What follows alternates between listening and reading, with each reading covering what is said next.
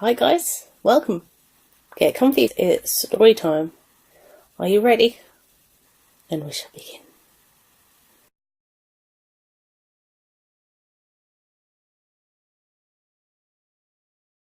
I used to work as the janitor at a pretty well-known supermarket on the East Coast, known as ShopRite.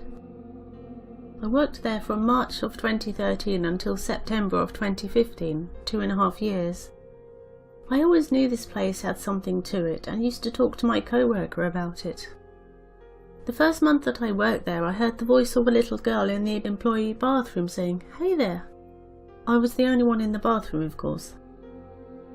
I used to catch things out of the corner of my eye in the back room, shadows or even figures that were not actually there. My co-worker and I would often hear voices while we were by the garbage chute where no one was anywhere near us. I should note the store was directly next door to a funeral home. Go figure. Anyway, the scariest thing that ever happened to me there happened in August of 2015, about a month before I left. I had just started my shift and was pushing the trash can from the dairy dock where we kept all of our cleaning equipment out into the store to change the trash in each department. The men's room is also located right outside of the dock in what we call the dairy hallway. It's a single bisex bathroom with one toilet and a sink. As I'm passing the bathroom, a customer stops me. He's an elderly man who looks a bit frustrated. "Sir, I've been waiting to get in the bathroom for almost 30 minutes. Someone has been in there the entire time. The door is locked and you can hear them doing whatever they're doing in there." Concerned that maybe something is wrong with whoever is in the bathroom, I step up to the door and knock. "Anyone in there?" Just as the old man said, I can hear the fan running and what sounds like someone scuffing their feet on the floor and talking to themselves. I couldn't understand what they were saying though. I knocked again and called out once more but received no response. The scuffing noise and whispering continued, but this person was not acknowledging me in any way. So just to be sure, I stepped back from the door and got down on the floor. There's a bit of space between the bottom of the door and the floor where you can kind of see into the bathroom. Through this space I could definitely make out the shadow of someone pacing back and forth in the bathroom and could still hear them talking to themselves. I stood up and tried the door. Sure enough, it was locked. So at this point I have no idea what's going on. If they are pacing back and forth, then they are obviously not hurt. I know that we sometimes got people that would go into the bathroom and do things they shouldn't be doing in there. We'd caught people having sex in there, and we also caught people doing drugs. So I came to the conclusion that someone was in there fooling around and doing something that was probably illegal and going to cause me a mess to clean up later. I grabbed my walkie and called a manager. I asked that the manager call the phone in the dairy hall as I didn't want to explain over the walkie since some people don't use headsets and I didn't want any of the customers to overhear. Once the phone rang, I explained to the manager, we'll call him James, that someone was in the bathroom in the dairy hall and had been in there for 30 minutes. The door was locked and whoever it was not responding to me and there was another customer in need of the bathroom. So James comes down to the dairy hall to help figure things out. Like me, he knocks on the door, tries the handle, calls out to the person inside and even gets down on his knees and sees the same thing I saw, the shadow of someone pacing back and forth. Also like me, he could hear someone whispering to themselves inside the bathroom. All of us growing very annoyed at this point, James stood up and started trying to pick the lock. Eventually he managed to unlock the door and yank it open. We were all expecting to find some damn junkie stoned out of their mind, or something. That's not what we saw though. We saw nothing. The bathroom was completely empty. There was no one there, no signs that anyone had been in there for a while. The old man who stopped me in the beginning of all of this started laughing nervously. "I think I'll just go home and use my own bathroom," he said before turning and walking away. I spent the next 10 minutes trying to figure this whole thing out with my manager, but we couldn't come up with any explanation. All three of us, James, myself and the old man, had all heard someone inside that bathroom. The door was locked from the inside and there was no way anyone could have locked it and gotten out without unlocking it. We never came up with an explanation for what happened. James, though freaked out, brushed it off and told me not to worry about it. I carried on with my usual duties for my 5-hour shift and told my co-worker about it when he showed up. Later that night, after I had left, my co-worker texted me and told me that he had been cleaning that same bathroom, and the whole time he was in there, he thought he kept hearing voices and felt like someone was watching him clean.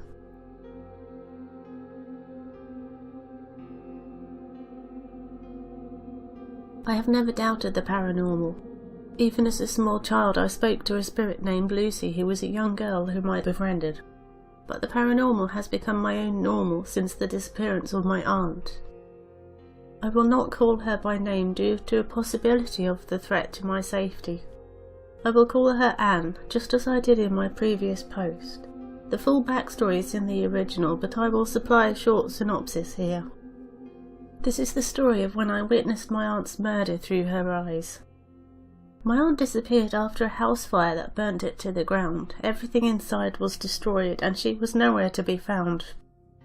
She was on oxygen and quite ill. She had a dangerous firstborn son who will be a staple of this upcoming story. She has still not been found after 2 years and 24 days. We still have no answers after all this time, or so I thought. I have been driving past the road where she disappeared from since January the 4th, 2017, every Monday and Wednesday for class. Every day is hard, passing by, but 3 weeks ago it all changed. As soon as my car lined up with that road, I developed a headache.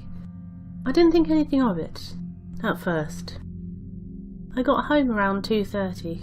As soon as I got in, I needed to sit and close my eyes. I closed my eyes at 2:37. As soon as I closed my eyes, I felt my cheeks were wet, and when I opened my eyes, I saw my aunt's bedroom. I turned very quickly, and although I could feel I was screaming in my chest and throat, I could not hear it. All I saw was her dangerous firstborn charging at me, holding one of her oxygen tanks, and then he knocked me to the floor. He stood over me grinning a sickly smile, and reared back as far as he could with the oxygen tank. And when he brought it down, he did so with such force I felt the right side of my skull crack open and cave in immediately. The last thing I saw was blood in my right eye, and then it went black. I only felt the hellish temperature of flames around me. Then I felt being dragged across dead and dry leaves. When I opened my eyes, I was in my living room, and it was 3:27. I only mentioned 2:37 earlier because that is the last time anyone heard from her. Upon awakening, I had to go and check in the mirror to make sure my own skull wasn't split open and bleeding. I was okay for a moment, and it hit me all at once. I sat in silence for an hour after that, with the room darkened so I could ease the pain in my head and back. I have never experienced anything like that before, and unless it helps someone, I'd never like to again. I posted this before, and it had gotten accidentally deleted on my end. Thank you for reading or rereading. All suggestions and comments are welcome.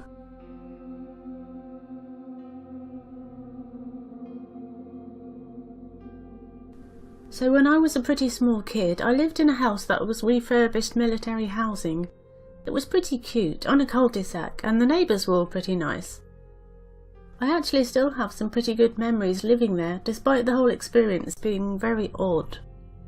Nothing super scary ever happened, just a lot of weird stuff. It started pretty much immediately after we moved in. I know it's one of the most cliché paranormal incidences, but this seriously happened.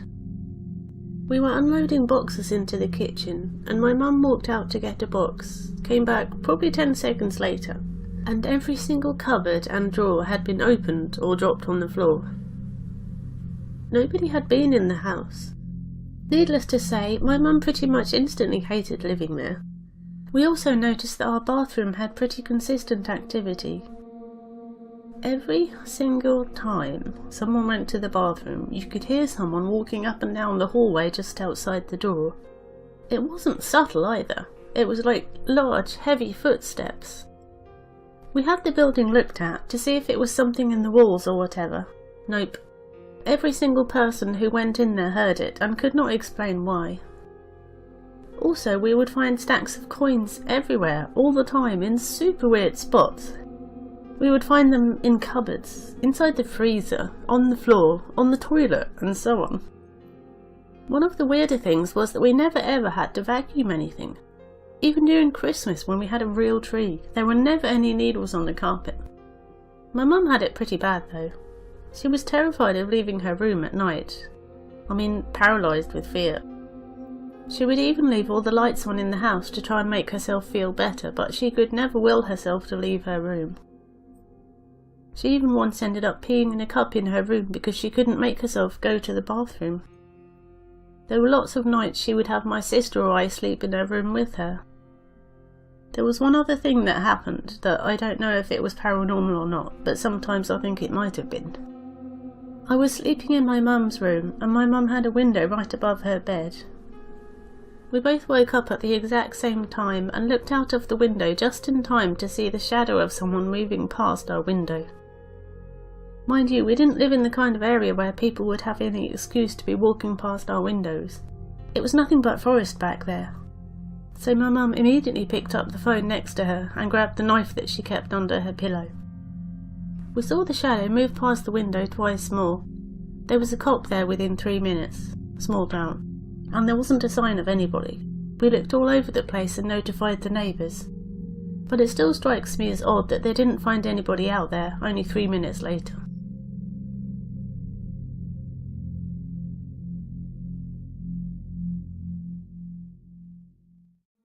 Background on the story here. 2 years ago, when I started college, my mum was in a horrific car accident. She sustained an immediate head injury which caused her to go into a vegetative state. For those unfamiliar, think coma, but more permanent. She was in this state for 2 years before passing away suddenly a few months ago. My mother and I were extremely close when I left for school. I was her only daughter, and we just had an amazing bond that is hard to put into words. For some reason, starting as a young child, I really just felt like she and I were connected in a unique way. Recently I have been questioning if maybe her spirit has always had some connection with me that I'm feeling more so since she passed away.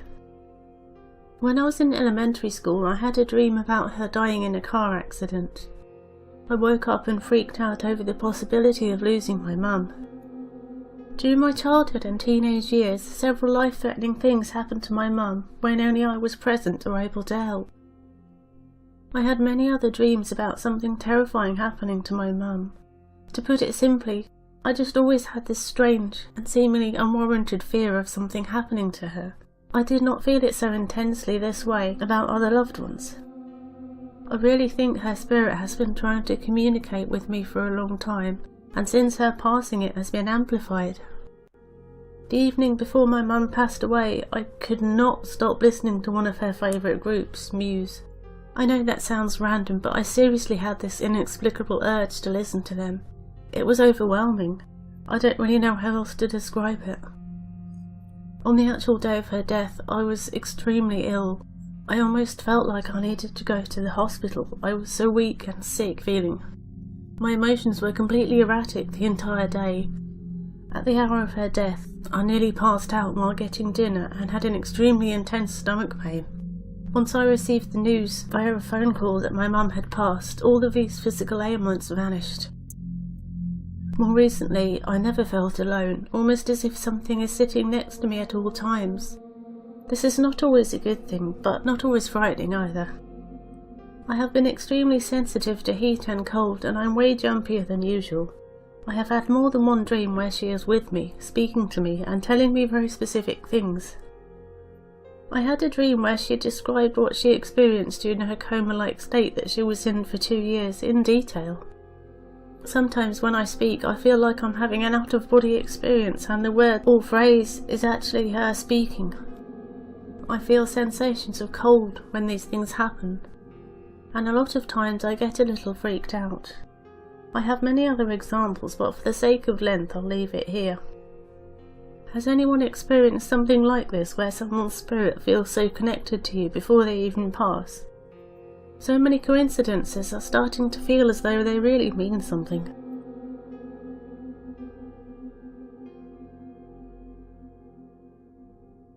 I posted a few days ago regarding another occurrence at the same facility I worked at. The facility's history is in that reply I posted. original poor sick farm from the mid-1800s was a house. That was demolished and the newer building was complete in the late 50s, early 60s. Graves and bones without markers were found there during the recent renovations and also during the 1950s build. I usually worked second or third shift. This happened during the second, 2:30 p.m. to 11 p.m. During my med pass, at the last part of one wing, there was a husband and wife who resided in one of the last rooms. I looked forward to it as it meant I was done with my last med pass or treatment regimen. Also, the couple were very nice and good to talk to. The wife slept in the left half of the room when facing in. Only a wall divided the two of them. Both were with it. One time when I was putting a lidocaine patch on the wife's lower back, she started talking about how she didn't like going to sleep. I asked why. She told me that a woman would float in, stare at her, get right next to her face and say her name. I told her to ring her call light, thinking it was another resident wandering around. She told me, I told them before, but someone said I was imagining things. The resident asked what this woman wanted and what her name was. She told her it was E. As she was telling me this, she was whispering and trying to be discreet. I didn't know any patient by that name in the facility, or worker. I asked what the woman wanted when she came in. She told me this woman wanted her to leave the room. I asked what she looked like and she said, thin, white hair, and like death. What got me is when she was describing how this woman would say her name, the living resident, how the mystery woman would say her name over and over. And when she talked to her, when she talked, imitated this woman, it was like you'd hear in a horror movie, almost raspy and deep. I spoke to her husband and he said his wife was complaining about this since they moved into the adjoining rooms, about a year ago at that time. He was a devout Catholic and he told me he figured it was nightmares. I agreed at that point. I spoke to an aide about this and she didn't have any idea about people wandering into her half of the room and never heard that name. I got on the computer system and tried different spellings of current past residents. You can also search by first name only. Lucky for me, there was a woman with the first name E. She had long white hair in her picture. The thing that was odd, she was in and died in the one side of the exact room where the couple stayed, except on the husband's side. E's death was an entire 4+ years prior to the couple coming in together from an assisted living facility. E died after being there for only a month, passed quite suddenly, and looking at some notes, I saw she didn't seem like a happy person when she was alive. Several residents that lived in that room either were moved or had died in the 3 years preceding the then current occupants. The staff working down that hall were new. The turnaround rate was pretty high on that shift. Many moved to first and nobody recognised that name. Walked back down to that room a week later when I was on that wing working and spoke to the lady who saw her. She told me she was evil and wanted her dead. I said, no, your husband is next door. Just tell or yell at this person to go away. I had to comfort her and make it seem it was a wandering resident. She told me she tries, but she will sit in a chair. The ghost, the resident, knew she wasn't living, and stare at her all night, or get into her face and say uncomfortable things. Then she said, I told you she floated in, remember? I then told her to pray aloud. Well, for someone to get an accurate description of a forgotten deceased resident, and that was in the same room, is more than coincidence. They couldn't have seen each other, as years had passed before the couple moved in as brand new residents. Workers, sadly, usually only remembered the ones they've taken care of for years. After working there, it made me think deeper about death, where we go. God forbid we get stuck or confused. Besides me seeing something as a kid, I've never really experienced anything else, thankfully.